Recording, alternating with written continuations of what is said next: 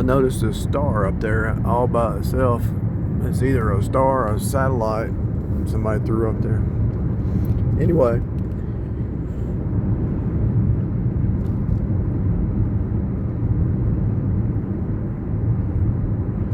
I saw some precogs today, and I thought, is this a precog or a postcog? And then something happened. I realized it was a precog.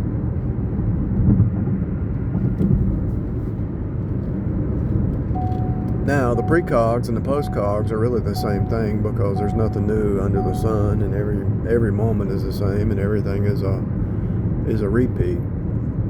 The reason it doesn't seem like a repeat is because you haven't hit source yet. But when you hit source code knowledge, source code truth, you realize every moment is the same. And you might say, well, explain that a little bit deeper. Okay, let me explain it a little bit deeper. So source never changes. God never changes. Jesus never changes. Jesus is source. God through Jesus made all things. God, Jesus, the same. Today, yesterday, forever.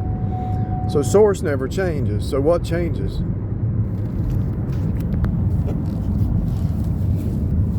What changes?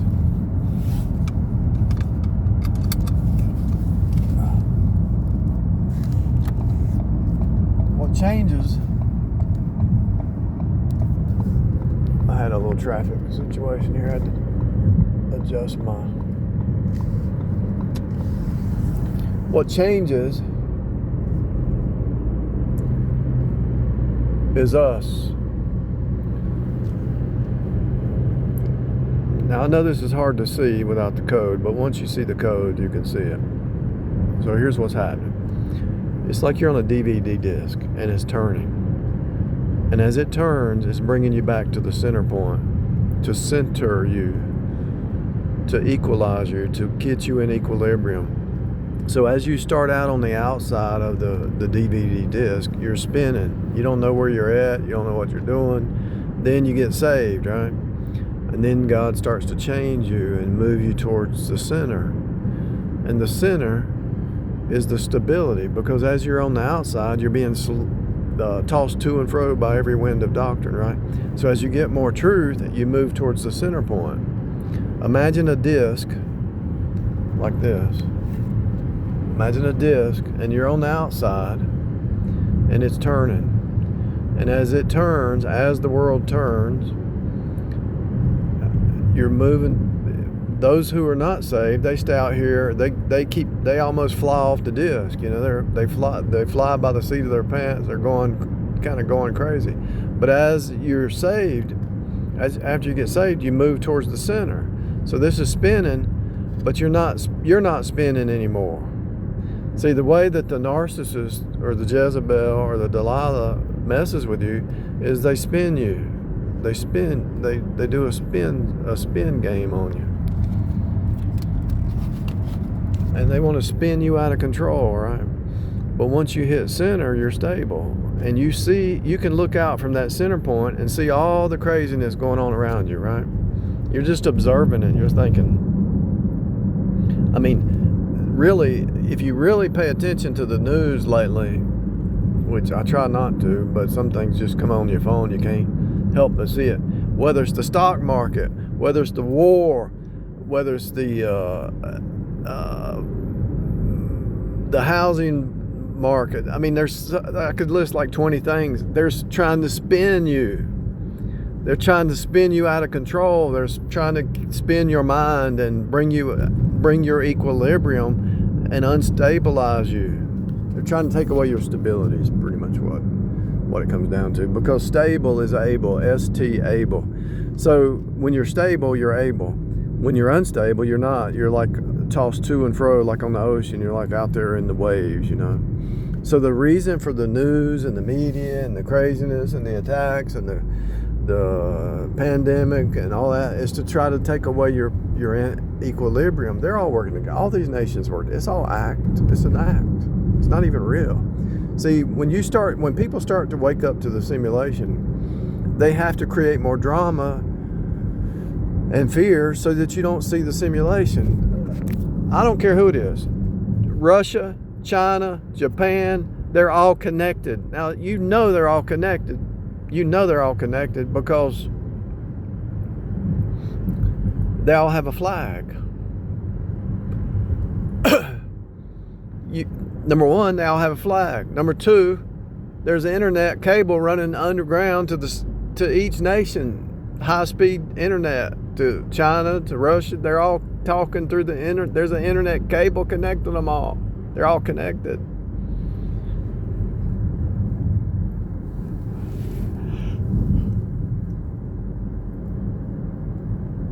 If a nation tries to isolate themselves, they won't allow it. They won't allow it. They'll take the leader out.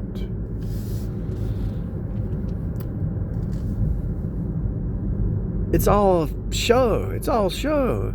And when I was just, we're going to fight the New World Order. No, you're not. The New World Order's always been here since the Tower of Babel. Yeah, God split the nations, but it's all a show. The God of this world's the devil. All of them all the cultures are cults. When you wake up to the fact that this is a show, this is the actors are nothing compared to the actors in Hollywood. I mean, the Hollywood actors are nothing compared to the political actors. They're all actors. It's fake. You know it's fake because what they're doing makes no sense. Anybody in their right mind wouldn't do some of the stuff that they do. You couldn't manage your house the way they manage the government. You couldn't manage your business the way they do stuff that just doesn't make sense. And if they're doing stuff that doesn't make sense, there's a reason it doesn't make sense. Because it's demonic. It's all a show. It's all to mess up your equilibrium, to take you from being centered, to take you to the outside perimeter of that disc. So as it's spinning, you're trying to hang on and not fly off. You see, that's all it is. That's all it is. It's bizarre. They've got to steal, kill, and destroy because that's in their nature. And the only way they can mess with you is get you to destabilize you.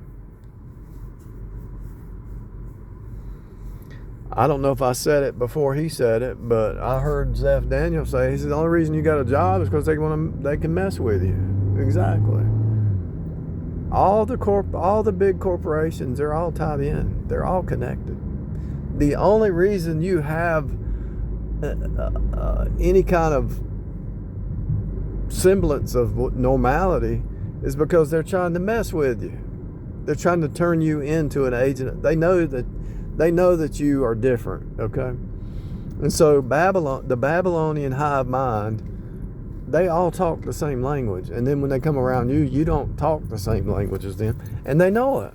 So what do they do? What is Babylon what's the Tower of Babel? What's the 666 about? What is this all about, really? God is pulling his elect back to himself. So what is the anti? The devil's trying to pull the elect away from God, which once you're saved, you're always saved. He can't win. But he doesn't know that.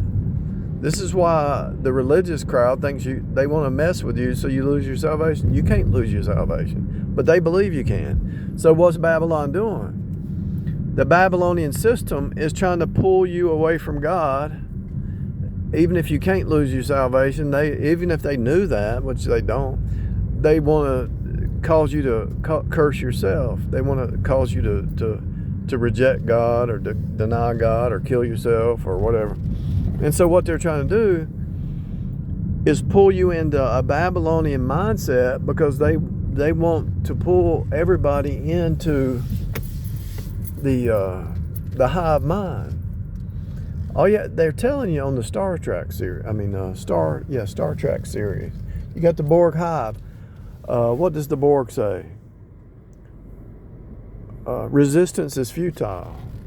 The Borg always says that. Resistance is futile. You will be assimilated. That's it. That's what's happening. That's what you're in. This looks just like a store, right? You think this is just a store. No, this ain't just a store.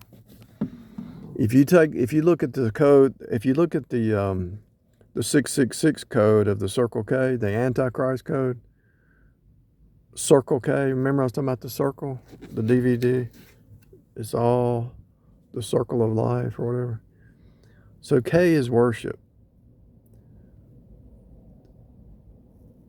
The true meaning of K is worship, the letter K. The Antichrist meaning of K is to worship yourself. That's the Hive Borg mind. But here's the thing about the Borg. There's a queen bee. There's a queen bee running the Borg. And so the way they trick people is, so you're raised around Hollywood and Superman and Batman and all. You can be a superhero. You can be Superman. They pull you in that you can be something. From a child, they give you all these cartoons and all that you can rise up and you can be Superman or Wonder Woman or whatever you look for as a child as something that motivates you. But what is it really doing? It's bringing you to self-worship, that you think that you're God. And what did Jesus tell his disciples? They said, we cast out devils. He says, well, don't glory in that. Glory that your name is written in the Lamb's Book of Life. Don't glory in something you do down here. Glory that your name is written in the Lamb's Book of Life. In other words, the matrix, the flesh mind matrix is everywhere all the time. It's out here. It's even inside that you're dealing with. It's a battle of dying to yourself. And so it's happening all the time. And it's a pull to Babylon. If you throw a balloon that has no air, it sinks to the bottom. That's Babylon sinking to the bottom. But if you put some air in that balloon, you can be on the bottom, put some air in, and it just goes to the top. That's the Holy Spirit rising you up. So they're going down, and they want to take you down with them. You're going up, so they want to pop your bubble, but they can't because you're sealed until the day of redemption. So this whole battle is the letter K, which is you worship God or you worship yourself. That's the whole battle. Now, see that marble, son? Black, white, and red? And see the snake on the pole? See it right there? So the snake on the pole, they turned to a dollar sign, mammon.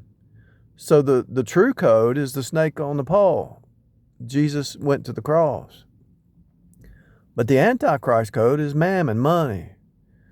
So the black, white, and red, the true code is the blood of his cross. So red is the blood, black and white is the cross, the checkerboard that you're playing on. Now the Antichrist code would be what?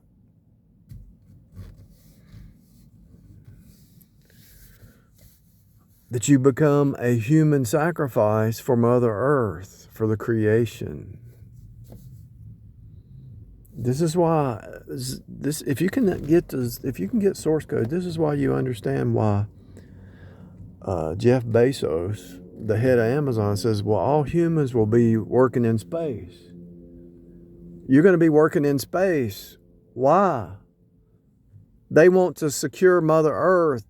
So you're going to sacrifice yourself for Mother Earth by working in space. And if you don't want to do human sacrifice, you're going to be up in space. The Aztec solution is about human sacrifice. That's what the COVID thing was about. That's what the wars are about. Human sacrifice. The war in Russia is not even about oil or anything. No, it's about human sacrifice.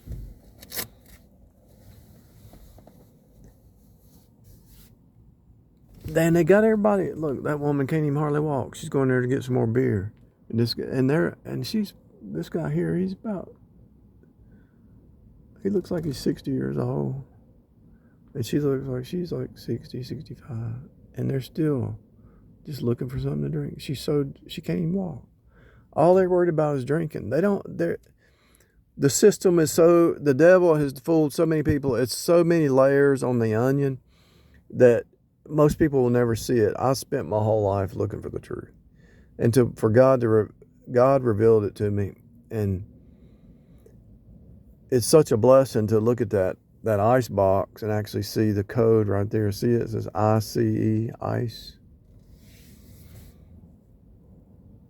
All the movies that have code in the Frozen movie, Icebox, the Never Ending Story movie, the Truman Show movie. Everything in front of you has code. Everything is a thing. Everything has a deeper meaning. Even the human, even your character, even your personality, even your name. Everything has a deeper meaning. It's not a maybe. It's absolute.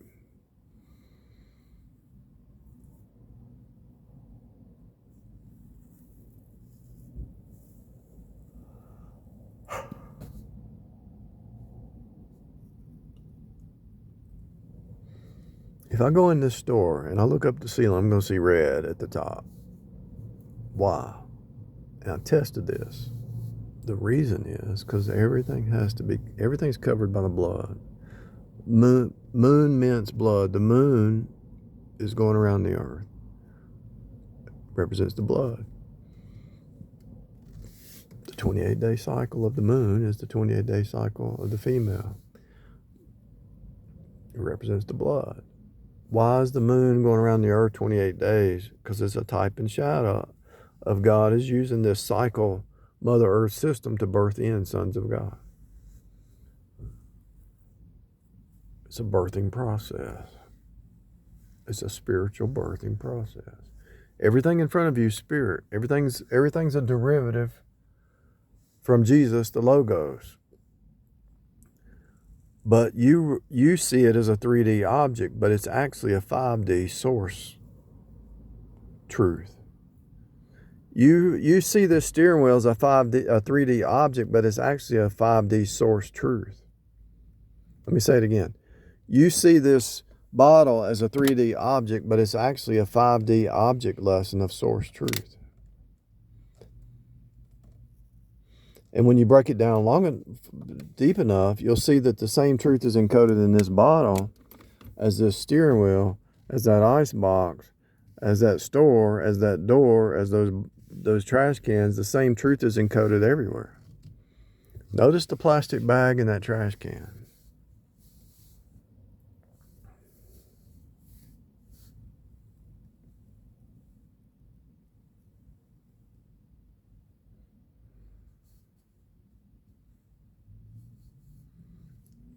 When you take a lid off of a bottle and there's a piece of plastic covering before you can pour it out, plastic, placenta. Everything has to typify the birthing process, the spiritual birthing process.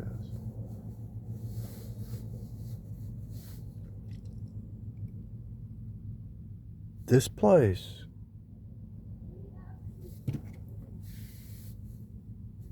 is 3D, but it's a womb. It's a 3D womb. It's like a video game or a dream or whatever, but it's a womb or a video game that's birthing you in the inner man to a new state, moment by moment, day by day, year by year. You're being birthed to your new state, and to be able to see it is a blessing. And the only reason I keep talking about it is because somebody should fall down on their face and say, Lord, what is he talking about? Show me what he's saying.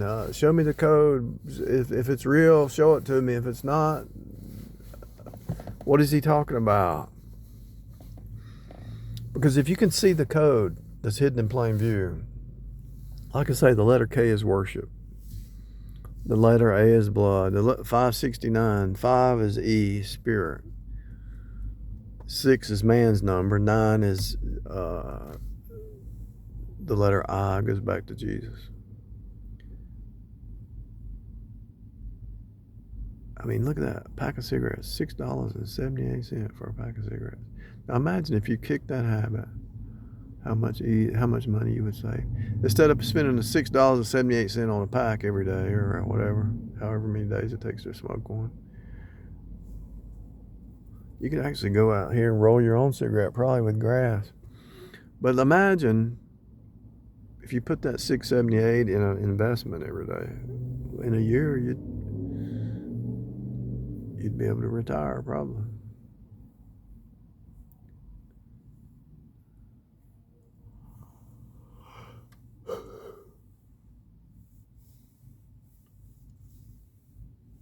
The fact that I can see through that glass into the store is coded. There's a code to glass. There's a meaning behind the glass. There's a meaning behind everything. There's a meaning behind being able to see through this bottle to the water. There's a meaning for the cap. This has multiple object lessons right here in this bottle. Multiple object lessons.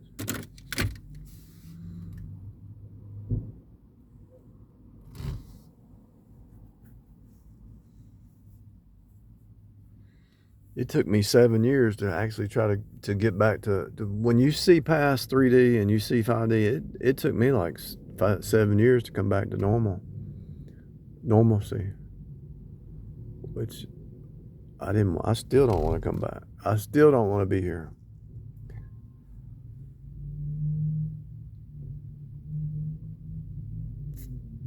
Once you see that it's all a repeat, like if I was to talk to somebody coming out that door, they would not say anything new.